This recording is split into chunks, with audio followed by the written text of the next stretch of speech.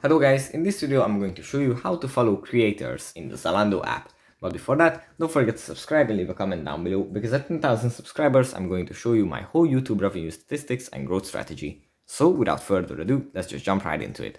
First we have to open up the Zalando app, and here it usually opens up in the shopping menu where we can browse and look at different kinds of clothing articles and different kinds of fashion trends.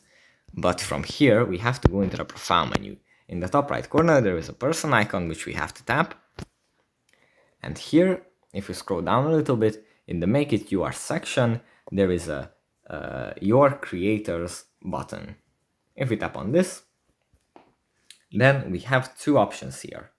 We can either scroll this little list of suggested creators and add any one of them that we might like, and also we can tap on Get Inspired in the top and find creators that are fitting the styles that we most often look for. Let's see, we like streetwear, and here there are creators that are fit for this design, fit for this style. I mean, we can look at their accounts and then follow them.